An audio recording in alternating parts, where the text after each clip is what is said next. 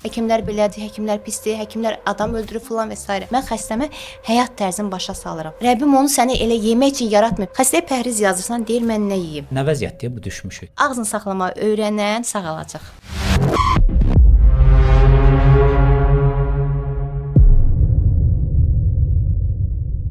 Hələ bilirsiniz bu elektromaqnit çirklənmə haqqında heç araşdırmalar yoxdur. Məsələn, müəyyən ölkələr var ki, orada universitetlər var, institutlar var, yəni mütəxəssislər otururlar fərqli sahələrə. Bəli. Və bir şey həqiqi elmi formada dərindən araşdırılır. Bizdə təəssüf ki, tək olsun. Məsələn, bu ümumiyyətlə bu elektromaqnit dalğaları, bu Wi-Fi-lar, bu 5G-lər çox ziyandır, həddindən artıq. Bunların hələ nəticə bu geni dəyişilmiş qidalar. Yəni bu çox yayılıb da bunlar. Bunlar hələ nə nəticələr verəcək bilinmir və bunların real zərəri bilinmir. Əgər hər bir insan az yeyərsə, çox hərəkət eləyərsə, qidanın növündən asılı olmayaraq, o zəhərli qidalar parçalanacaq mütləq. Biz onu parçalanmaya imkan vermirik. Bizim mədə bağırsaq daim qidadadır. Üstəlik yenə qida o heç yazıq çatdıra bilmir. Günə 20 dəfə şirniyyat istifadə edən insan necə sağlam ola bilər? Mümkün deyil. İnsulin dirənci varsa bu insan artıq xəstədir. Heç olmasa kişmiş, xurma, o şeylərdə elə şeylər atılır, gücləndirilmiş dadlarda, süni. Xurma da çox istifadə eləmək olmaz. Təbii dozasını ala bilmir də. Təbii istəmir, çünki dadlar dəyişib. Dadlar dəyişib. Yəni az yemək, çox hərəkət eləmək, həqiqətən normal pozitiv danışmaq çox böyük səbəbdir. Stres faktoru insanın sağlamlığı üçün birinci auradır.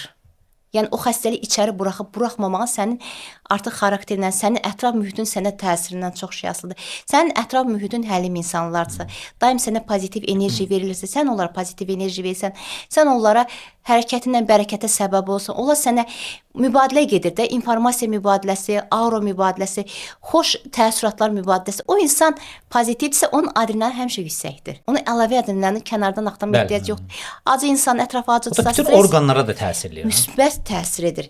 Yəni orqanizmdə pozitiv enerji qan dövranına, ürəyin özünə. Məsələn, biz ürək deyəndə, ürək orqan kimi nəzərdə tutulur. Amma bəzi şeyləri elm izah eləyə bilmir. Amma qəlb rahat olanda ürək rahat olur. Düzdürmü? Maraqlıdır. Bunun amma necə elm əsası deyilmir. Kədər məsələn insanın ürəyini də korlayır. Məsələn, insan çox kədərləndə ürəyində xəstəlik başlayır. Ağrılar başqa. Ola bilər xəstəliyin yuxarıdır, amma məsələn 20 ildən sonra baş verəcək hadisənin 5 ilə 2 ilə yaxınlaşsa, davamlı stres, bir yaxını həyatını dəyişir, yaxud da stres bir hadisə işdir, qaldıra bilmir. Axşamı infarktdır. Amma halbuki o xolesterin onda 20 ildir. Bu deməli özündən asılı olan məsələlər də var. Özündən asılı olmayanda biz bir şey eləyə bilmərik. Özümüzdən asılıdır. Elə şey var ki, Allahın qədəri ilə sənə kim vacib edir ki 20 dəfə yeyəsən? Rəbbim onu səni elə yemək üçün yaratmayıb. Çoxlu dərman atmaq. Bəli. Yəni pis nəticələr verə bilərmi? Həddən çox dərman atmaq. Xəstələrin əvvəldən ki, vaxtında həkimə müraciət etməməyi. Xəstəyə pəhriz yazırsan, deyir mən nə yeyim? Deyirəm ki, 40 il yemisən də göz qabağındadır. Ürək damarlarında daralmalar gedir. Bəzən o ki, anjoda 70% üzəri daralmalar göstərir. Xolesterinlər yuxarı, piyələnmədir, şəkərli diabetdir, böyrək problem quşu. Xəstəyə pəhriz yazırsan, deyir nə yeyim? Deyirəm səndən nə istəyirəm? Bir dənə şəkəri çıxart. Yuxanı kəsmirəm. Müəyyən saatlarda olan qidalanların, məsələn, tez-tez qidalanmanı, o deyirlər atışdırma deyirləri, tez-tez şirniyyat olmasın, lap başqa bir məhsul olsun, tez-tez qidalanma vərdişim, günə 8 dəfə, 9 qidalanma vərdişini aradan qaldırmaq, biraz gəzmək, biraz aktivlik, xoş istirahət. Allah bizi bu üzr istəyirəm qarın otarmaq üçün yaratmayıb baxı. Bunu biraz ali məqsədlər üçün yaratıb. Biz nə vəziyyətdə düşmüşük? Mən nə yeyim? Bəli. Bax, o xəstə məcburdur artıq 10 dənə dərman için. Çünki o yesə şəkəri qalxacaq. O insan məcbur olacaq 5 dənə şəkər dərmanı keçmək. O yeyəcək, gözləməyəcək, xolesterin qalxacaq. O məcburdur ömür boyu xəstəliyin əleyhinə dərman için.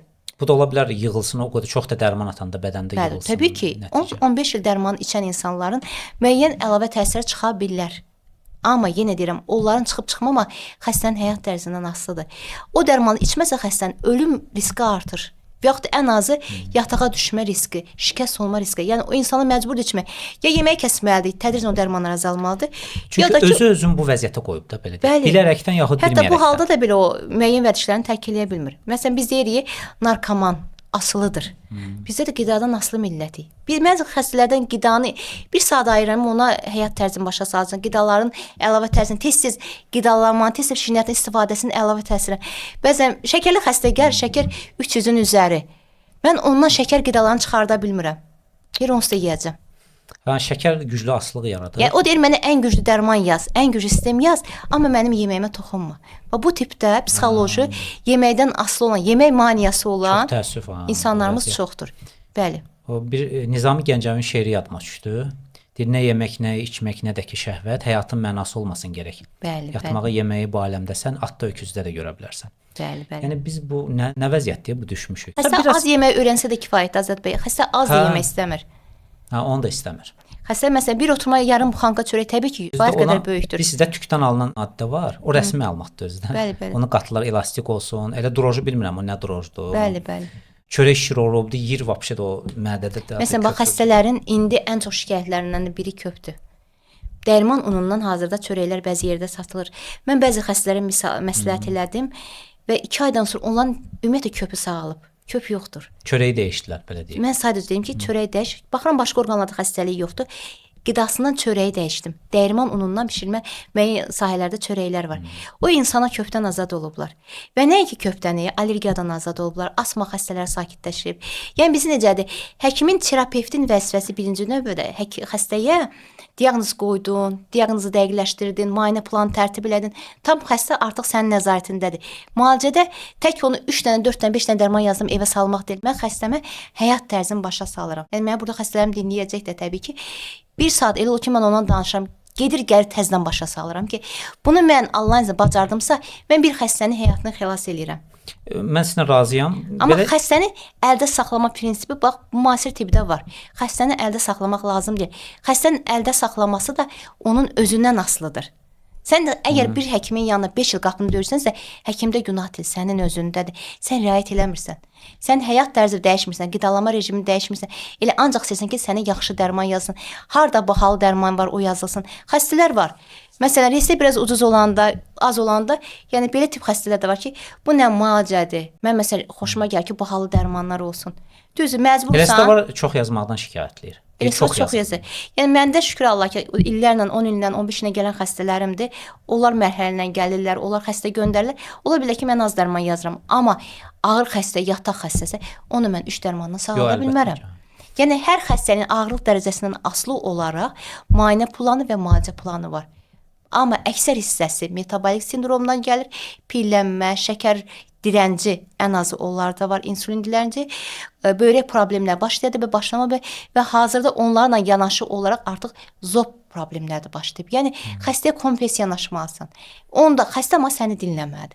Xəstə dinləyirsə 10 dərmandan, məsələn mənim bir xəstəm var idi, çox belə vəzifəli insandı, adını demirəm. Təsəvvür edin ki, o vaxt mən televiziya çıxışlarımda çıxışa baxıb gəlmişdi. İndiyə qədər də onunla əlaqəm var. Təsəvvür o xəstə gələndə demək olar ki, ona yaxın dərmanı var idi.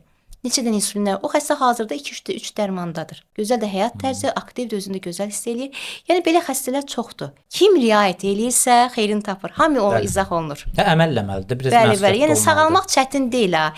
Ağzını saxlamağı öyrənməlisən.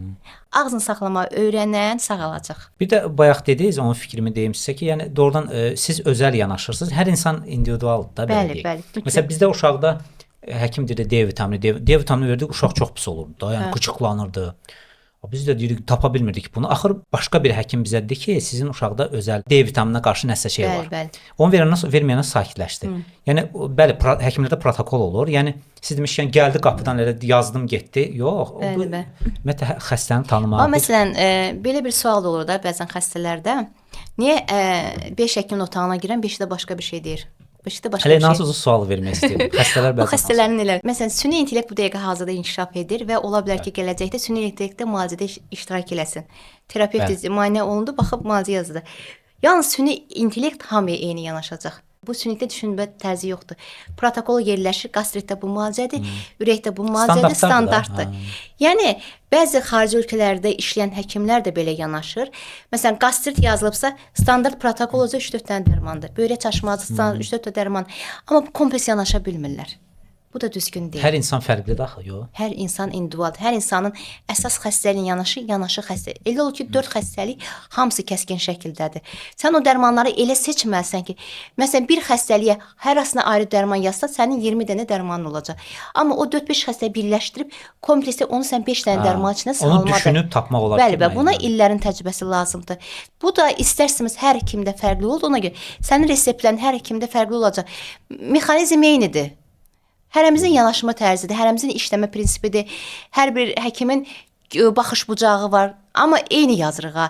Burası baxış bucağından işləmə mexanizmi fərqli olaraq fərqli də olacaq. Bir də bizim Azərbaycanda ən böyük mənfi xüsusiyyətlərdən biri, mən bunu qeyd edəcəm. Çünki sosiallar da üzərində çox böyük bir aqressiya gedir həkimlər üzərində ki, həkimlər belədir, həkimlər pisdir, həkimlər adam öldürür falan və s. Əslində qalsa bizim düşmənçiliyimiz səbəbi həkimlər oldu elə. Bu çox ciddi bir məsələdir ha. Məsələn, yəni buna səbəb olan həkimlərdən bəziləri olub, belə deyək. Mən institutun 6-cı kursunda bizim terapevt bizə bir dənə gözəl bir məsləhət elədi. O vaxtda belə problemlər yox idi. Hardasa 25 ilin söhbətini deyirəm. Dedi, doktorlar, həkimlərim, gələcəyin həkimlərsə heç vaxt bir-birinizi pisləməyin. Mən onda o cümləni başa düşmürdüm. Amma onu sırğaldıq. Çünki hikmət var o cümlədə. Və mən heç kimi də pisləmədim. Heç vaxt heç kimi dalınca danışmadım. Çünki o hikmət nədən ki, sən o həkimin reseptini pisləsən, sabah o xəstə sənə də inanmayacaq. Və belə də oldu. İxtilaf düşür, deyilmi? Bəli, hətta Karanöv dövründə. Bəlkə bu paxıllıqdan olub. Məsələn, hansısa başqa həkim də eyni sahədədir. O sizə paxıllıq verir kimsə. Yəni bu, düzgün deyil. Məsələn, bir xəstə, bax burada bir məsələ də var. Həkimin reseptinə baxıb deyəsən ki, bu həkim düz yazmayıb. Dediyin həkim səni məhkəməyə verə bilər. Sübut elə. Yəni həkimin düzgün yazmadığı ekspertlər tərəfindən təyin olmuş qrupaya bunu çox həkimlər eləyir elə. Məsələn, başqa həkimə gedir, bu nə yazır? Məsələn, bu resept düşdü kimisə əlinə. O resepti bu sənəddir, yox? Resept sənəd. Bəli. Resept düşdü kimisə həkimin əlinə. Məsələn, oldu ki, sən işdə olmadın falan, getdi başqa bir həkimin yanına. Və yaxud da ki, xoşu gəlmədi, bəyənmədi səni, getdi bir həkim. Bu oyuna yazıb, pis yazıb, səhv yazıb, belə. Onu eləməyə həkim ixtiyarı yoxdur. O dediyin həkim səni məhkəməyə verə bilər. O xəstədə o biri həkimə qarşı antireaksiya, qıcıq yaranır ki, mən neçə ayda səhv müalicə alıram, alladıram. Amma o həkim onu sübut edə bilməz ki, o səhv yazıb. Həkimin səhvini, savadsızlığını və yaxud da ki, səhv yanaşmanı xüsusi qrup təşkil olunub təyin edilməlidir. Heç kimin kimsə səhv demək, bu dünya adi bir söz ifadəsi. Məsələn, bayaq dedim, isnadı olmayan məlumatlar qıcıq verir. Bəli. Bu da isnadı olmayan bir şeydir. Yəni həkimin savadını, reseptinin düzgün olub olmadığını qarşındakı həkim təyin eləmir. Sən bu sistemdəsən. Sən onu pisləyirsə, bir ucu da sənə gəlib. O xəstə sabah həkimindən də ayrılıb başqa yerə gedir. Çünki artıq o mənfi reaksiya, mənfi özəy, qıcıq sabah gedir İrana ki, yox ki, Azərbaycanda həkim yoxdur. Deyir ki, bu səhv yazıbsa, sən də səhv yazmaq ehtimalın var. Xəstə olur ki, mənə artıq 3-cü həkimdə gəlir. Baxıram ki, əvvəlki həkimlər düz gedir. Elə hər xəstəlik 14 günə sağalmayacaq. Xəstəlik var 2 il gedir müalicəyə, xəstə var 5 il müalicəyə gəlmədi. Xəstə var 3 ay gəlməlidir. Mən baxıram bu 2 il ərzində o həkimin artıq elə müəyyən nəticə eləyib. Mən o deyirəm ki, bu həkimlər artıq nəticənin bir hissəsini əldə edib. Sən ola bilər 14 gün yaşasın, mənim müalicəm xeyri deyil. Sən artıq yaxşılaşıb gəlmisən. Yəni həkimlər belə yanışsa, insanların həkimlərə güvəni də artar. Yəni Azərbaycanda hamının yanından demirəm, hər bir sahədə istisna halları var. Amma ümumi deyirəm, savadlı həkimlər, mən sizə inandıram ki, Türkiyədən də çoxdur. İrandan da güclü həkimlərimiz var. Türkiyədən də güclü həkimlərimiz var. Yeri gəlin İngiltərədən də güclü həkimlərimiz var. Bizim həkimlər heç bir müayinə aparatının olmadığı halda yarım saatda xəstəni vəziyyətdən çıxardır. Tək gözü ilə, qulağı ilə, dili ilə, əlləri ilə diaqnoz qoyub və öz əli ilə onun diaqnozun əsasında qulaq aparatını istifadə eləməyinə diaqnozu xəstənin vəziyyətdən çıxar. Heç bir insultlu xəstələr dəfələrlə olub ki, vəziyyətdən çıxartmışıq. Heç bir aparatımız yoxdur. Xəstə deyib ki, necə işləyirsiniz? Deyirəm, sizə nə lazımdır? Vəziyyətdən çıxma, mən o sizə təmin eləyəcəm. Yəni heç bir dünyanın heç bir yerində, məsələn İsraildən olan xəstələrimiz gəlib, məsələn Azərbaycanlılar da orada yaşayıblar, işləməyə gedən xəstələrimiz və yaxud da Almaniyaya gedib işləyirlər, qayıdırlar. Məsələn 2 ildən 1-3 ildən ola gələndə gəlirlər yanından, deyir orada həkim yoxdur. Orada deyir sizin kimi belə, yəni mənim mislimdən getmir də, mənim qismimdə bütün həkimlər gedir ki, xəstəni yarım saat dinləsin, xəstənin 40 dəqiqəsini ayırsın, xəstəni check-up bir müayinə eləsin və o müayinə əsasında kompleks yanaşsın. Heç yerdə yoxdur. Sənə bir dənə 2 dənə cümlə verəcək, icazə verəcək danışmağa. O cümlə əslində sənə 2 dənə dərman yazacaq. 5-6 dəqiqə xəstəyə vaxt ayrılır və deyir ki, xeyir olacaq, olmayacaq, mənlik deyil ki, desin o bir həkimə. Səhvləmirsə orada növbə də çox olur. Bəli. Yəni zaten bizdə də var növbə, amma yenə də biz xəstəyə yer ayırırıq. Çünki bu qanımızdan gəlir, isti qanımızdan bəlkə gələn bir şeydir. Yəni xaricdə gedib müalicə alan xəstələr ildə 2 dəfə, 1 dəfə gələndə mütləq bizə check-up'a təzədən gəlirlər və gəlib burada 3 ay kompleks müalicəsini alıb təzədən gedirlər. Bu balaca bir şey deyil. Bəli. Yəni özümüzdə olan xəstələrimiz, Türkiyədən bəzən xəstələrimiz olur. Özümüzdə olan xəstələrimiz bizim qədrimizi bilmir. Onlar gedirlər Türkiyəyə və yaxud da biz özümüzü bəyənmirik. Biz özümüzü bəyənmirik. Bəli. Amma xaricdə olan insanlar çox, məsələn Türkiyədən keçən ay bir xəstəmiz oldu. Dedi sizdə yanaşma tamam fərqlidir. Siz Azərbaycan həkimlərində. Belə deyir vaxt ayıran yoxdur deyir bizdə. Məsələn orada bir həkim heç vaxt bir xəstəlikdən artıq diaqnoz qoya bilmir. Bizim terapevt az qala 20 dən xəstənin diaqnozunu qoyur. Amma orada isə kabinet gəzir ki, o qədər dar ixtisasdır ki, hər kabinet özünün diaqnozunu qoyur. Və ona qırağa çıxmır da belə deyək. Bəli, qırağa çıxmır. Yəni yormur özünü. Bizdə bəlkə də gələcəkdə bizdə olar. Hələ ki bizdə keçmişdən qalma bir tendensiya var. Daxiliyənin bütün gözəlliyi ilə, bütün deyir hər tərəfli mənimsəmə. Yəni bir terapevt böyrək xəstəliklərini müalicə etməlidir. Diaqnoz qoyub müalicə etməlidir. Bir terapevt kardioloji xəstələrin müalicəsini təmin etməlidir. Diaqnoz qoymağı bacarmalıdır. Qaraciyər xəstələrinin diaqnozunu qoymalıdır. Beyin xəstəliklərinin müalicəsinin diaqnozunu qoymalıdır. Yəni bütün diaqnoz terapi ilk növbədə kliniki diaqnostikdir. Terapevt qoyub və müayinə planı tərtib edir. Bu onun əsasında da müalicə. Mən 90% hallarda heç dar ixtisasa çox ehtiyac olmur. Çünki onlar zaten bizim terapi. Məsələn son illərdə ayrılıb da. Son məsələn 20 il əvvəl terapevt onların hər birinə məşğul olurdu. Yəni biz köhnədən qalma deyək də, o Azərbaycan sözü var, köhnədən qalma həkimlər. Amma yaxşı mənada, ha? Yaxşı mənada. Bəli. Yəni mənim ona üstünlüyüm. Məsələn mən terapiyanın məsələn tək mən qaraciyər həkimi olsaydım, üzrədə insanların dili ilə desək hepatoloq və yaxud da böyrək üzrə nefroloq olsam, bəlkə də mən sənətimi bu qədər sevməzdim. Çünki xəstə gələndə bir şikayətlə gəlmir və yaxud da bir xəstə ilə gəlmir. Xəstə kompleks gəlir. Xəstənin məsələn mən qaraciyər müalicə eləyim, xəstəni göndərim ağciyər başqa həkimə, xəstəni göndərsəm böyrək həkimə başqa. Orqanlar da bir-birinə əlaqəlidir də. Kompleks terapiya odur. Terapiya bütün daxili orqanları bilən bir həkim deməkdir. Bütün daxili orqanların müayinəsini tərtib edən, bütün daxili orqanların müalicəsini bilən bir həkim deməkdir. Ona görə də məsələn Türkiyədə bu terapiyanın çox üstünlüyü var. Terapevt gələndə dilə daxiliyə gəlir, hamı dinləyir. Bizdə terapevtə adi bax, terapevt də nədir ki?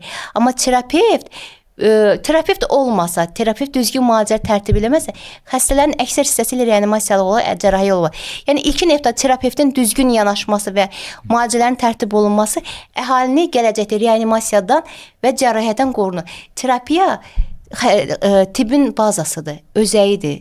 İndi bəlkə cərrahlar razı olmayacaqlar. Məsələn, mən çox qısqancam. Məsələn, mən terapevt kimi öz sənətimə qarşı qısqancam. Hansısa sənəti daha üstün tutanda həqiqətən qısqancam. Çünki mən terapiyanın dərinliyi, vacibliyin dəyərini bilən bir həkiməm. Terapiya çox dərin bir sahədir. Terapevt, hər bir terapevt düzgün işlərsə, Azərbaycanda 70% sağlam, əhali sağlam olar. Yenə deyirəm, tək terapevtdən getmir də. Əhali maariflənməlidir ki, maariflənməlidir. O ilkin olaraq terapevtə müraciət etsin. Bu dəqiqə icbari tibbi sığorta kabinetlər çoxdur. Yəni hər bir sahədə ASEM-lər tutmuş, poliklinikalardan tutmuş, hər bir hissədə terapevtlər var. Yəni şikayət oldu ilkin öncə terapevtdir. Terapevtik kabinetdə onun müayinəsi tərtib olunur, diaqnoz qoyulur və xəstə aşkar olunur ki, müalicəyə başqa həkim yönəldilmə və yaxud da özü tərəfindən icra olunur və yaxud da stasionara yerləşdirilməlidir. Bu prinsip belə olmalıdır. Bu prinsip üzərində artıq işlənilir. Əgər bu doğrudan da yüksək keyfiyyətdə də maariflərin fonunda olarsa çox gözəl bir nəticə olacaq. Yəni hazırda mən razıyam. Çox dəyişikliklər var. Bir özəl klinikada da elə idi, ad çəkmirəm. Ora gedəndə birinci terapevtə yönləndirirlər. Yəni mən işləmişəm illərlə özəldə, bəli. Birinci ora yönləndirirlər, o həkimə. Bəli, özəllərdə illər işləmişəm, bizdə də elə idi. Birinci terapevt baxırdı. Hətta kardioloq nə müalicə yazsa da belə, yenə də terapevtə göndərirdi ki, o yanaşı xəstəlikləri, yəni gözdən qaçmasın da, hamısı müalicə olunsun. Mətanət xanım, bir dənə sual vermək istəyirəm. Deməli, Peyğəmbərimiz sallallahu əleyhi və səlləm belə buyurmuşdur. Ən yaxşı müalicə yolu qan aldırmaqla, yəni hicamə etməklə və ud hindidən istifadə etməklə olur. Buxari tibb kitabında bu keçir. Məsələn, fitoterapevt hörmətli həkim Füzuli Hüseynov da hicamənin 85 dənə faydasını yazıb, məqalə formasında yazıb sayta qoyub. Bəli. Yəni hicamə belə deyək də praktik olaraq o necə fayda verir? Yəni bir həkim kimi Məsəl üçün bankanın qoyuluşu, o çirkli qanın və s. çıxılması, fəsən. Mən düzdür, mən bəzən dost danışa deyəndə toksinli qan çıxır falan çıxır. Ola bilər burada biraz xəta ola bilər. Yəni siz həkim kimi bunun faydasının isbatımı deyim, necə izah edə bilərsiniz bunu? Bu hicamanın. Mən o bayaq hədisi dedim. Allah Rəsulü sallallahu əleyhi və səlləm deyir ki, özünə aid olan işə qarışma. Bilmədiyim şeyi demirəm. Hicamanın faydaları çoxdur, amma hicamanın faydaları mən Füzuli Hüseynov kimi bilə bilmərəm. O hissəyə maraqlanmamışam. Amma müəyyən illərdə bizə belə ki, müəyyən klinikada biz orada elə bir ki, yanaşı xəstəliklərlə, daxili xəstəliklə bərabər olaraq oynaq xəstəlikləri, onuraq üstü xəstəliklərində məşğul idi. Bəli, mən o dövrlərdə hicamanı xəstələrimdə tətbiq etdim. Və hicamanın, bəli, hicamanı tətbiq etdikdən sonra o xəstələrdə sinir əzələ ağrıların çox qısa sürətdə azaldığını şahid olmuşam. Hə, yəni özünüz hətta hicamə elədiniz, öyrəndiniz. Müəyyən illərdə eləmişəm onu. Və nəticəsini özünüz gördünüz fakt. Bəli. Çox gözəl. Məsələn, sinir əzələ ağrıları, boyun gərginliyi, baş ağrıları. Biraz relaks. Bəli, məsələn, təzyiqin qeyri idarə olunmaması. Yəni olub ki, müəyyən nöqtələrdə özüm etmişəm. Çox gözəl də nəticələr əldə etmişəm. Amma onun ciddi faydaları haqqında mən susuram. Çünki burada bilmirəm desəm daha gözəl olar. Yəni mən bir həkim kimi hicamanın tərəfdarıyam, amma yerində. Yenə də təbii ki, mütəxəssis məsələsi. Yəni, bilən eləsin də qoy. Hicamaya gedən insan birinci həkimdə olmalıdır. Həkim diaqnozunu qoymalıdır. Məsələn, boyun, bel və yaxud da oynaq problemləri varsa, travmatoloq tərəfindən, nevroloq tərəfindən baxılmalıdır. Bunun MRT-si olunmalıdır. Çünki elə bir xəstəlik ola bilər ki, hicamına əks göstəriş ola bilər. Yəni, məsələn, hicamada oturan bir sıra insanlar həkimlik təcrübəsi yoxdur. Həkimlik bilmirlər nədir. Yəni, universitet bitirməyiblər. Sadəcə bilirlər ki, qanı necə almaq lazımdır. Amma bu problemdə elə bir xəstəlik ola bilər ki, hicam ona əks göstəriş ola bilər. Yəni, o incəlik bilmir. Ona görə də mən digər ixtisasların sadəcə olaraq, məsələn, pul qazanmaq naminə tibbin müəyyən hissələrinə məşğul olmasının əleyhinəyəm. Yəni, onlar həkimlərini işləməlidirlər. Həkim artıq məlumat verməlidir ki, sən bu işlə məşğul ola bilərsən. Bu xəstələri rahat götür. Yenə də həkimlə məsləhət lazımdır. Onun MRT-si olmalıdır. Mütləq şəkildə. Yəni, hicama prosedurdur. O, tibbi bir prosedurdur. Mən bugün qan alıramsa, mən həkim olaraq heç onu eləmirəm. Çünki mən onun yanaşı əlavə təsirlərini, o incəliyinə qədər bilmirəm. İnsan bilmədiyi şeydə sadəcə qorxmalıdır. Çünki insan həyatı Allahın əmanəti. Məsələn, yeməyi duzlu bişirə bilərik. Eyb yox, ata bilərsən. Yemək xarab oldu, ata bilərsən. Amma insanın həyatına təhlükə verdin, o əmanət Allah qarşısında cavab verəcəksən. Ona görə də bilgisi olmayan, dəqiq bilgisi olmayandan tibbin hər sahəsində məşğuliyyətinin əleyhinə olan bir insanım. Tibb uşaq, yəni oyuncaq bir şey deyil. Bəzən xəstə olur ki, zəng eləyir, mesaj atır ki, doktor, bir həftədir deyir, bronxlarım narahatdır, öskürürəm, Augmentin də aptekdən alıb içmişəm. Nə olar mənə bir dənə resept yaz, sistem falan elə, deyirəm, eləmirəm. O xəstəyətimi bilirlər, xəstəyətimdən çox səmimiyəm. Özüm müalicə edib də. Mən xəstəyətimdən çox səmimiyəm, illərdir xəstəyətimi bilirlər, deyirəm, yazmayacam. Sən məni tanıyırsan ki, bacım, mən sənə müalicə yazmayacam. Gəl bir dənə ciyərvə qulaq asım. Əgər şübhəli bir şey görsəm, rentgen eləyim, qan ümumi, heç nə demirəm ki, qan ümumi seyircə rentgen bu dəqiqə dövlət tərəfindən təmin olunur. Ondan sonra mən sənə yazım. Resepti ola baxışam telefonla sənə görə. Amma gəl otağıma, kabinetimə daxil ol. Yəni insanlara müalicə eləmək o qədər asan bir şeydir. Yəni nə var ki orada müalicə? Elə bir ki, divara bir dənə kley çəkdində insan orqanizm mürəkkəb bir orqandır. Yəni bu əmanətdir. Çox mürəkkəb. Hər bir hüceyrə əmanət, hər bir orqan əmanətdir. Niyə görə? Bəlkə heç onun antibiotik ehtiyacı yoxdur. Bəlkə öskürək allergi, öskürək. Yəni elə olan Augmentin antibiotikdir. Bəli. Yəni öz başına götürüb atıb. Bəli, yəni öskürəyin davam etməsi burada onun məsəl antibiotiklərə ehtiyacı olub olmadığını göstərmir. Yəni ilkin etapda zaten Augmentin göstəriş deyil. Çünki virus dövründə tamamilə başqa müalicə gedir. Virus əleyhinə müalicə gedir. Bəzən o ki, xəstənin immun sistemi yaxşıdır, heç onu müalicə eləmirsən. Müəyyən prosedurlar məsləhət edirsən, ondan keçir. Ya lakin xəstə artıq öz başına Augmentin içibsə, virus dövründə artıq immuniteti salıb. Bəlkə orada bronxitin ağır formasıdır və yaxud da ki, pnevmoniya başlayıb. Yəni telefonla müalicə eləmək düzgün deyil. Düzdür? Bəzən olur ki, xəstə rayondan zəng gəlir, istisna olan hallarda eləyirsən. Amma şəhərin içində də belə, yəni xəstə desə də belə mən durub gələ bilmirəm. Bu sadəcə söz yığınıdır. Bu sadəcə bəhanədir ki, həkimdir də mən xətrimi çox istəyir, mənə yazacaq. Yox. Müalicə eləmək həqiqətən bir məsuliyyətli bir işdir. Allahın bir əmanətidir hər bir insan. Məsələn, mən buna çox mən qorxuram şəxsən. Yəni insan canıdır da bu, aparat yəni, deyil, mən oyuncaq Allahın deyil. verdiyi haqqa, sabah qiyamət gününə cavab verəcəyimdən qorxduğum üçün ona görə çox ehtiyat edirəm. Hər xəstəylə ehtiyatlıyam. Təbii ki, il ərzində ən azı bir xəstə məndən də narazı olacaq. Hamının könlünü ala bilməzsən, hamıya xoş təsir bağışlaya bilməzsən. Anlaşmazlıq olur. Amma ümumi halda, yəni mənim müalicə prinsiplərimdən şükür Allah narazı olanlar yoxdur. Çünki yenə deyirəm, xəstələri birinci növbədə həyat tərzini başa salım. Belə dedik, xəstəni tanıyırsınız, baxırsınız ümumiyyətlə bu necə yaşayır, necə qidalanır ki, Bəli, sonra yavaş-yavaş onlar mütləq qidalanmasını tutmuş, standart yoxdur. gün ərzində necə yaşayır, 24 saatını necə keçirir, həkim onu dinləməz, terapevt onu dinləməlidir. Və onu hissləyirsiniz ki, nədən qaynaqlanır bunun problemi? Bəli. Məsələn, sinir sistemi varsa ona bir psixoloji terapiya da edirsən, bir yarım saat ərzində bir xeyirli cümlələrlə edirsən ki, onun aurası da sakitləşsin, onun arxa tilən faktlar aradan qalsın. Yəni o terapevtik kabinet elə bir psixoloji seans bir kabineti də sayaq oranı, psixoterapiya da gedir paralel olaraq. Çünki xəstənin belə bir psixoloji ehtiyacı var da, həkimə güvənir və həkimin dediyi söz onun üçün qızıl bir standartdır.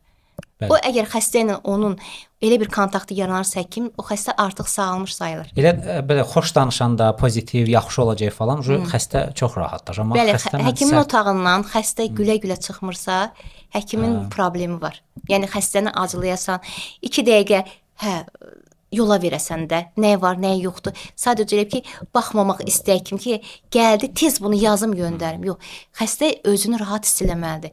Xəstə həkimin yanında özünü güvəndə hiss eləməlidir. Yəni bundan o tərəfi yoxdur. Mən gəlmişəm, həkimim mənim qayğıma qalacaq və Allahın izniyle mənim müalicəmi təşkil eləyəcək. Bu güvən olarsa xəstənin həkim arasında və həkim də xəstəyə güvənməlidir. Yəni necə xəstə həkim seçimində sərbəstdir, həkim də xəstə seçimində sərbəstdir. Yəni heç kimə məcbur elə bilməz ki, sən bu xəstəni mütləq müalicə eləməlisən. Bəli, qarşılıqlıdır da. Həm də xəstə tərəfdən ki, getmisənsə etibar elə. Həm də yəni, məsələn, etibar eləmirsənsə niyə getmirsən? Həkimlərin könlünü almaq çox vacibdir. Məsələn, xəstə mehribandırsa, xəstə şirindilsə, xəstə aqressivdir, dəyər verirsə sənə, sən ona 5 qat artıq dəyər verirsən. Bilginin 5%-ni yox, 50%-ni tökürsən. Xəstə amma səni borclu görürsə, mütləq eləmə, aqressivdirsə, sən elə işdə dərman yazıb yola verəcəksən. Sən onu işləməyəsən. Bəli, ona görə də aqressiv olmaq hər bir sahədə mənfi emosiyadır. Ehtiyac yoxdur. Xeyirli şəkildə informasiya mübadiləsi və xeyirli mübadilə getməlidir ki, orada bir nəticə olsun. Tək elə 3 dənə dərman yazmanla xəstə sağalmır. Bunun psixoloji durumundan tutmuş, mənəvi durumundan hər bir şey aiddir. Ora məsələn Allah Rəsulullah bir dənə hədis qoyursan, bizim də millət zaten müsəlman milləti olduğu üçün o rahatlanır, huzur tapır. Bir xatirəmi danışım. Bəli. Hicam haqqında. İllər öncə hicam elə təzə-təzə yayılırdı. Neçə ilin söhbətidir. Bir iş yoldaşım var idi. Dedi hicamı falan edirəm, dedim eləyək də. Mənə bir başqa iş yoldaşım. Turşu bankası var ya, bu kiloluq. Götürdü onu. Götürdü onu, əməlli kəsdi, doğradı bizi. Hə belə. Sonradan bildik ki, belə şey eləmək olmaz axı, yəni ona səhv oldum. Amma illər öncə məndə şey oldu. Bir yolla gedirdim, birdən elə o işıqları zaretkanı söndürsən, gözlərim qaralmağa başladı. Dedim görəm bu nədir? Bir-iki dəfə fikir vermədən sonra fikir verəndə desən həkim yanına getdim. Dedi səndə təzyiq var. Təzyiq var. Bir də elə bir momentə gəlmişdi. Kaptopril falan yazmışlar mənə. Atırdım onu. O bəzən olur elə ki başında yük hissləyirsən. Mən də o vaxt başdan hicamı eləməmişdim heç vaxt. Bir ara özüm biraz Lübiteski öyrəndim. Sonra o nöqtə məsuliyyətinə görə mən eləmədim də. Yaxın evdəkilər falan bəzən. Getdim, inanırsınız hicamı. Bir Batamdaşda bir qardaş var idi. Belə eləyirdi yəni həkimlər hətta gedirdi onun yanına. İnanırsınız o hicamı elədim. O qədər yüngülləşdim mən, inansız elə rahatlaşdım belə də. Hep ki başından daş götürüldü və təzyiq məndə yoxa çıxdı sonra. Ola bilər. Bir neçə dəfələr eləyəndən sonra. Bəli, yəni məsələn təzyiq ilkin qalxanda onun səbəbi çox vacibdir. Təzə qalxanda. Amma mən də bir əks bir şey danışım. Mənim bir tanışım başında hicam eləyəndən sonra vəziyyəti ağırlaşdı.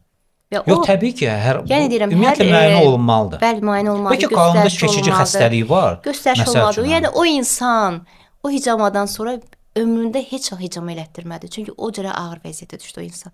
Yəni Amma demək nadir istəyirəm hallarda ki, olur yəqin nadir ki. hallar, yəni mütəxəssisin əlində olmalısan. Hər sahə belədir əslində. Həkim diaqnozu olmalıdır. Yəni bu hicama niyə görəsən? Başım ağrır. Bəlkə başımda onkoloji problem var. Elə hicam elədin, onkologiya daha da ağırlaşdı.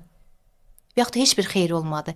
Yəni xəstənin diaqnozu qoyub eləmək lazımdır. Hicama qan dövranı üçün, məsələn, yenə sinir əzələ ağrıları üçün çox gözəldir. Yerində diaqnoz qoyulmalıdır. Belə deyək də, hər sahə mütəxəssis tələb edir və əhlinə buraxılmalıdır. Məsələn, adi doktor Mengele eşitmisiniz də? Deyin, hə. Bu Alman kamplarında olan həkim olub. Adam həkim olub, təsəvvür edin ki, Hitlerin belə tanış olub. Yəni çox yüksək bir savaddır.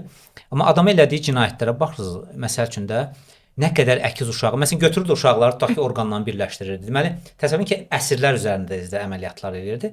Ananın qucağında uşaqdır, konfet verirdi uşağı, sonra iynənin birbaşa uşağın ürəyinə vururdu. Baxırsınız ki, yəni əslində dərindən məsələdə insanlıq durur. Belə deyək də, iman, bir Allah qorxusu. Bu istəsə ustada olsun, həkimdə olsun, nə bilim mənim kimi ətirsa. Yəni hər adamda o vicdan, Allah qorxusu olmaz. Yəni etdiyi əməllərə görə Allaha cavab verəcəm məsuliyyəti yoxdursa adamda. Biraz da bir dünya hərisliyi adamda varsa, o pula görə də, nəfsinə görə çox şey eləyəcək. Mən belə başa düşürəm. Yəni bu sırf həkimliklə, ustalıqla, hər bir sahədə belə. Hər bir sahədə var. Bir ayə də sizə oxumaq istəyirəm. Çox maraqlı bir ayədir. Deyir ki, Qur'anın haqq olduğu onlara aydın olana qədər biz dəlillərimizi onlara həm kainatda, həm də onların özündə mütləq göstərəcəyik. Məgər Rəbbinin hər şeyə şahid olması kifayət deyil? Quran Fussilat surəsi 53-cü ayə. Məhz bu onların özündə sözünə bəzi alimlər deyir ki, bu insan bədənində olan işarələrdir. Məsələn, sizi həkim kimi insan bədənində bu sistemlər var da, insan bədənində düzdür, nerv sistemi, əzələ sistemi, bunlar harmoniya şəklində bir-birinə işləyir, heç bir-birinə şey eləmir, əksinə tamamlayır. Ən sizi təəccübləndirən nə olub ki, yəni deyəsiniz ki, bu necə bir şeydir də, bir möcüzəvi ki, sırf o orqanmı, o orqanlarmı, o funksiyamı sizi ilk dəfə öyrənəndə insan bədən çox təəccübləndirib. Yox, mənə təəccübisi necədir? Mən uşaqlıqdan hətta İslamı dərk eləməkdən dövrdən o Allah Subhanahu taala mənim fitrətimə iman qoymuşdu. Mən heç vaxt təəccüblənmirəm. Mən sadəcə şükür edirəm.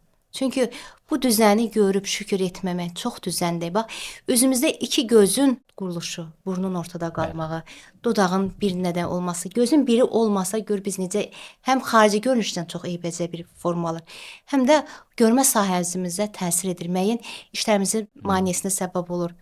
Adi xarici görünüş, bir qolun olmamağı. Ölçülər məsələn özləri estetik baxımdan. Necə düzəndir? Məsələn, ayağın qısa olması. Məsələn, insan var ki, yəni mən hərdən fikirləşirəm ki, qüsurlu insanı Rəbbim niyə yaradıb? Düzdür, onun öz sınağı var, bizim öz sınağımız var. Amma qüsursuz göstərməklə şükür göstərir ki, bax, mənim düzənimdə gör necə gözəllik var. Orada düzəni biraz azaltmışam. Yəni, qüsursuz insana baxanda, mən onu məsələn bu yaxında düşünürəm ki, məsələn o insana baxanda deyirəm, ay Allah, mən qüsursuz Rəbbim yaradıbsa, demə bu mənə düzəni göstərmək bir sənin düzənini yaratmışam, onda düzəni biraz pozmuşam. İnsan var ki, gözü kördür. Orada Rəbbim o düzəni, o hissəsini pozub.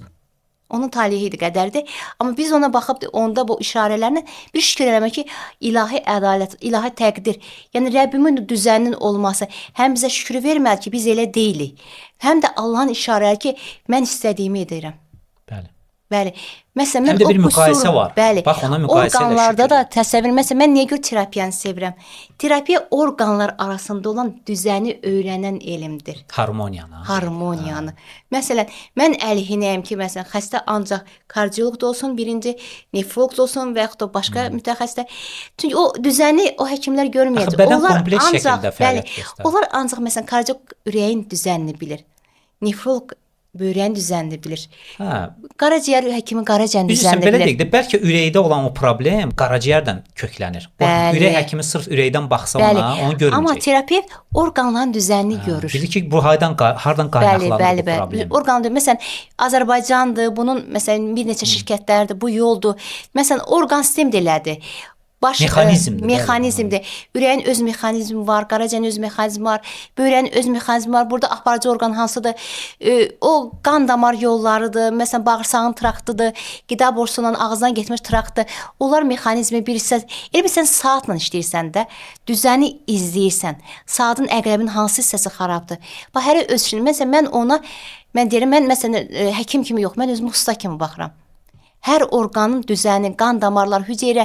Məsələn, mən təzə-təzə bu terapiyanı sevəndə insanlara hüceyrə kimi baxırdım.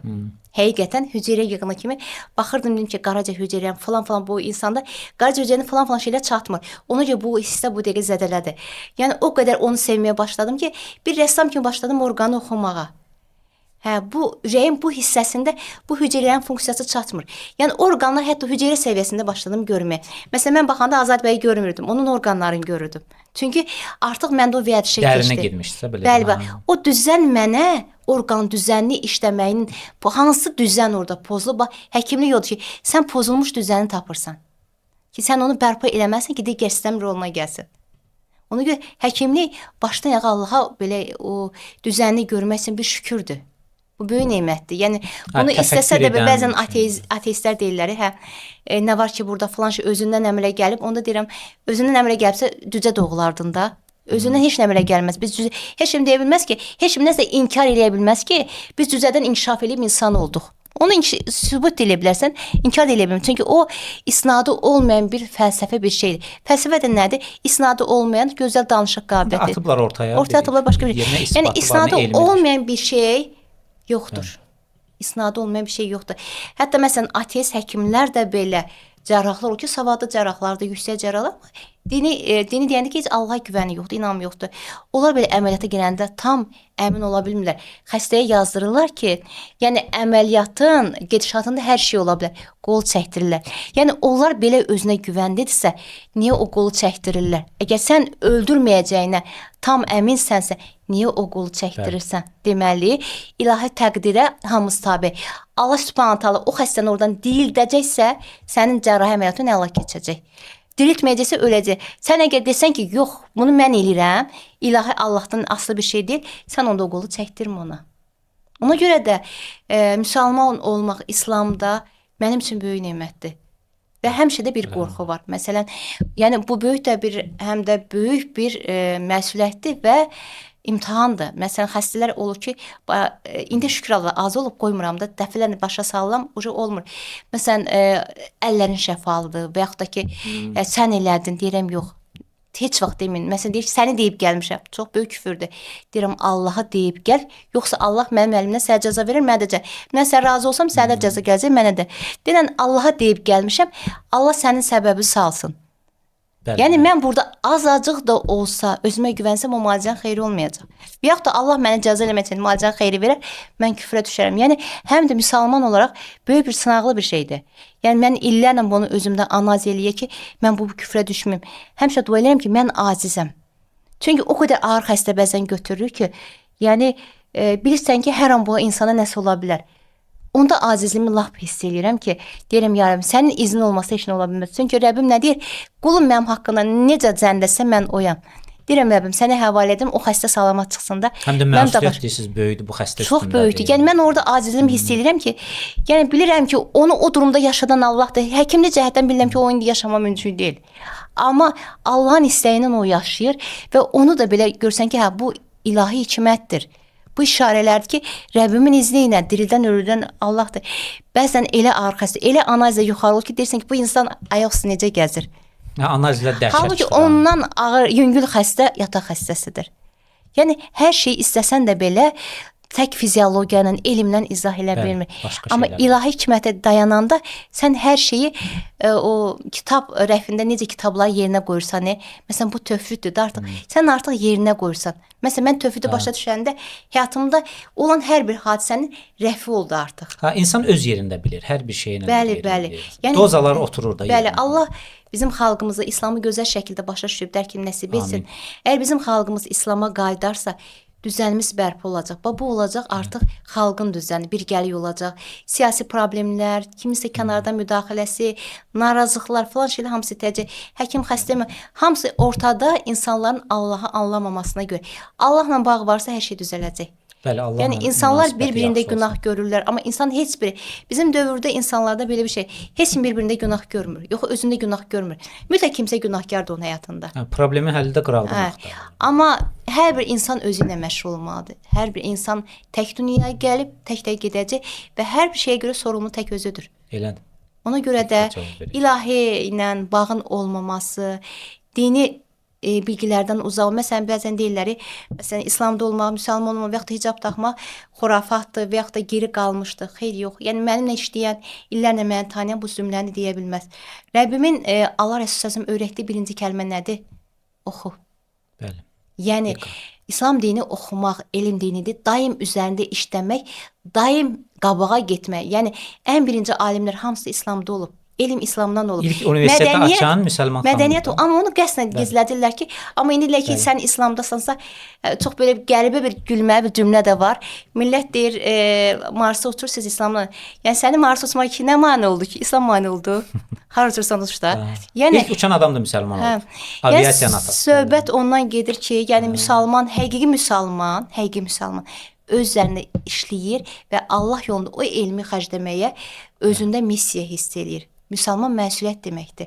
Yəni itaət edən məsuliyyətli bir varlıqdır. Allah qarşısında məsuliyyətlidir. Yəni İslamı səhv başa salmasınlar. İslam müsəlman artıq Allah qarşısında daimi borcun hiss eləyir ki, mən yaradılmışam, mən Allah sabah nə cavab verirəm? Mənə bu beyni verib, bunu danışığı verib, mənə bu düşüncəni verib. Mən vaxtımı smartfonda boş şeyə sərf edirəm, amma bir dənə elm öyrənmirəm. Missiyam da var. Missiyam mütləq var. Boş-boşuna deyil də, bəli. Mənim missiyam boş-boşuna vaxt keçirmək deyil. Mən buna cavab verəcəm. Müsəlman odur. Bunu təsəvvür Azərbaycanın 80% gənclər bu cürə düşünsə, bizim Azərbaycan qədər güclü millət olmaz. Bəli. Bizim zəifliyimiz İslamdan uzaq düşməyimiz oldu. İslamda olmaq elmin inkişafı deməkdir. Həqiqi müsəlmanlar, həqiqi dərk edən müsəlman hamısı savadlıdır, hamısı öndədir. Quranı oxuyanda insanı təfəkkürə çağırır, elmə çağırır. Bəli.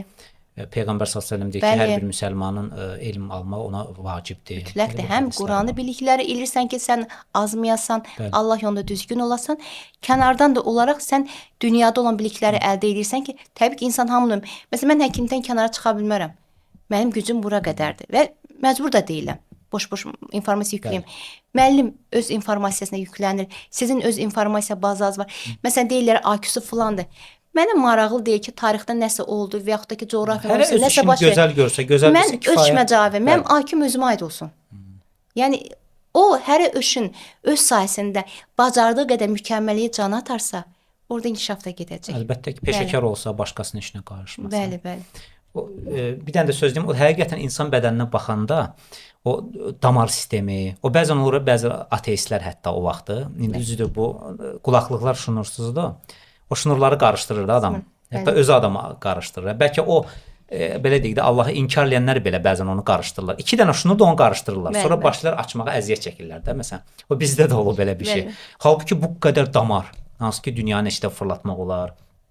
Yəni bir bədəndə damar sisteminin olması, hər hüceyrəyə damar gedir, yoxmu? Bəli, kapillər sistemi. Çox dəhşət bir sistemdir. Və ora kapillər getməsə qan, o hüceyrə bərkiyəcək.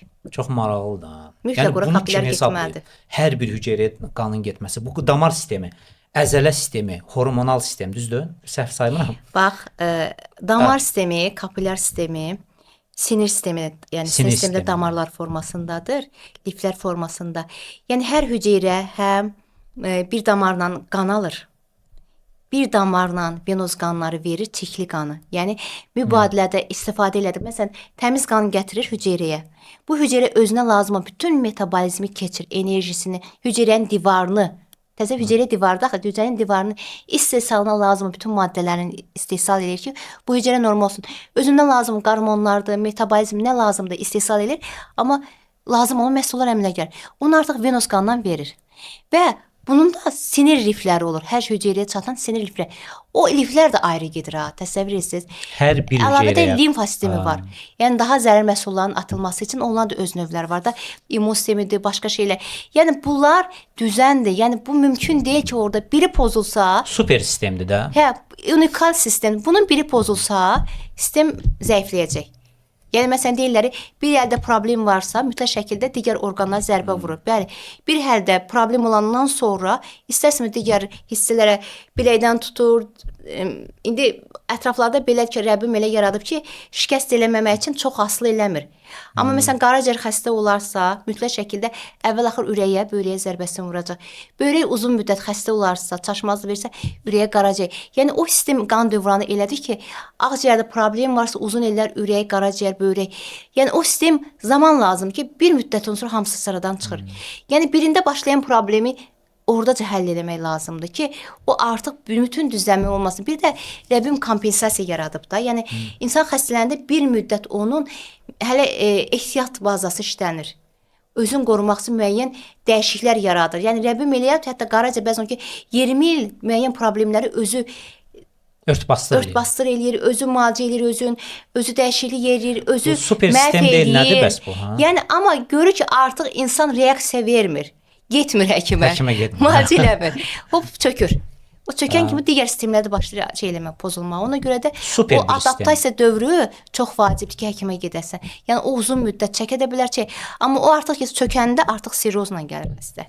Onda biz kömək eləyə bilmirik. Sadəcə onu nə qədər yaşayıbsa rahat yaşamasını şərait yaradırıq. Vəssalam. Bir professor dedi, deyir insan xaricilərdən et kimsə, bir sənədli video baxında deyir insan bio super kompüterdir, kvant kompüter. Bəli. O qədər proseslər gedirdi insanın içində. Amma biz onları heç birini eşitmirik, görmürük. Və burada bəlkə də bu ayənin təzahürünü görürük ki, biz insanı ən gözəl surətdə yaratdıq. Tin surəsi 4-cü ayə. Elə bil ki, yerinə düşür. İsti zahiri görkəmindən, isti daxili sistemindən Allah estetik, həm belə uyğunluq baxımından. Yəni bu qədər sistemi bir bədəndə yerləşdirmək, bunu unikal eləmək. Özü elə bir materialdan Allah bizi yaradıb. Tez xarab olan. Halbuki amma biz metaldan da çox gedirik də belə deyək. Təfəkkür verib insana, düşünmə verib, duyğular verib, hisslər. Onu məsələn elmdən izah eləmək olmaz. İstəsə də heç kim onu eləyə bilməz. Acizdir. Belə o duyğular necə gəlir, necə yaranır, duyğu hardan gəlir? Əlavə olaraq. Duyğu hardan yaranır? Biorobot da deyil də belə. Duyğunun orqanı varmı? Yoxdur. Ay, o sualın cavabı yoxdur, amma sən bilirsən ki, var. Yəni bir şey ki, sən bilirsən var, amma onu görə bilmirsən, onu inkar eləmək olmaz, mümkün olsa bir şey deyil. Yəni duyğu, məsələn mən deyə bilərəm ki, duyğu qəlbdən gəlir. Düşünmə qəlbdən gəlir. Mən o hiss edirəm, mən müəyyən biliklərsə deyə bilərəm. Yəni onu kimsə də inkar eləyə bilməz ki, sən səhv deyirsən. Düşünmə olmasa, istəyirsən nə qədər oxu, sənin o düşünmən olması nə? Yəni sırf bədən, məsələn dedik bədəndə ruh var və yaxud da bədəndə qan dövranı var. O düşünmə olmasa o bədən nə edəcək? Süni intellekt. Bəli. Süni intellekt zaten düşünə bilmir. O müəyyən proqramlar nəticəsində prosta çox informasiyalardan nəsə başlayacaq alqoritm işləməyə. Təbii ki, insan kimi o. Yəni bəli. Amma insan kimi təbii ki o heç bir şey eləyə bilməz. Elədir, insanın gözünün, məsələn, dırnağın funksiyasına baxmışam o gün, məsələn, çox adam bilmirdi. Adama qəribə gəlir ki, dırnaq belə. Amma dəyişikliklər gedir. Gələn dövrlərdə necə olacaq Allah bilir. İndi biz qalan insanlarıq. Amma süni intellekt dövründə nələr baş verəcək Allah bilir. Sadəcə mənə qorxunc gəlir müəyyən sahələr. Mən daha çox insanlarla işləməyi sevən bir insanam. İnsanların inkişafına, insanların elmi inkişafına, təfəkkür inkişafına, etik mədəni səviyyədə yüksək inkişafına, hər bir şeyə önə. Amma hər sahədə süni intellekt çoxaldıqca istər-istəməz müəyyən dəyişikliklər, bəlkə də müsbətliyə gedəcək deyə bilmərəm. Təhlükələr də böyüdür, bəli. Mən deyə bilmərəm. Yəni deyir, bilmədiyim şeydə susaq, sadəcə o deyir, izləyəcək biz bunu, nələr baş verəcək. Bunun bir kursunu oxumuşam, yəni belə. Həm də o bir dostumuzla, qardaşla şey hazırlamışdıq. Əlavədə materiallara baxmışdım. Biraz təhlükələr də var da. Yəni kontroldan çıxmağı. Deyə bilmərəm. Amma o zaman süni intellekt həkimləri olarsa, bizim qədrimizi biləcəklər.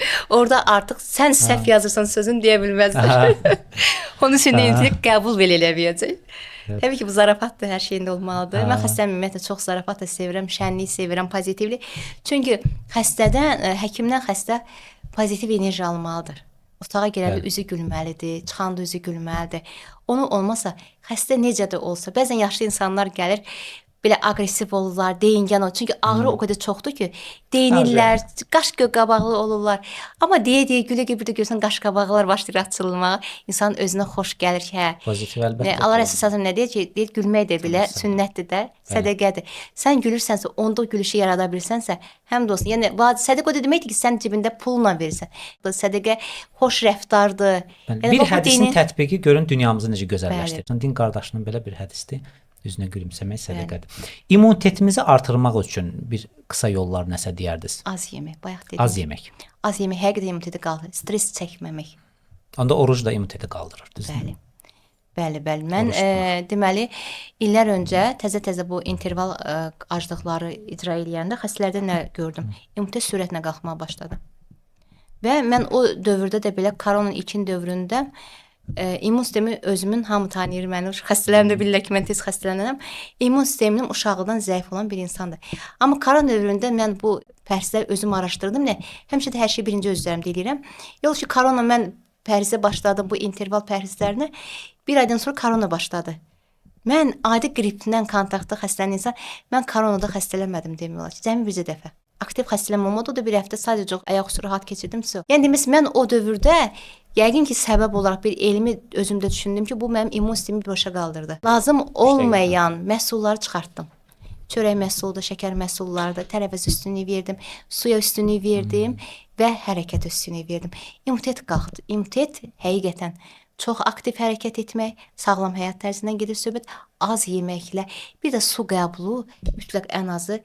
Çəki heç olmasa 30 milli olmalıdır. 2 litrə qədər çəkidən asılı olaraq su qəbulu mütləq təmiz sudan gedir söhbət. Onda belə bir söz var, bizim ata-babamızdan mı gəlib falan. İnsanın öz həkimi özüdür. Bəli. O mənada doğrudur da bu. Yəni ki, ilkin mərhələdə özünə həkimlik etməyi öyrədirəm.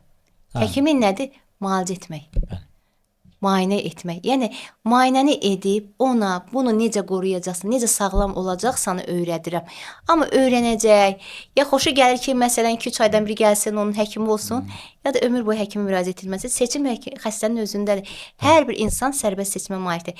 Xəstə yaşamaq və ya da sağlam olmaq. Bizdən asılıdır da belə. Təşəkkür edirəm. Buyurun, Allah razı olsun. Həmin cümləmizdən. Xalqımıza, izləyicilərimizə. Ümidəm xeyir oldu. İnşallah. Sağlamlıq arzulayırıq. Sizin də nəsə sözünüz varsa buyurun deyin. Sağlam olmanın qədrini bilin, dəyərini bilin. Salam aleykum.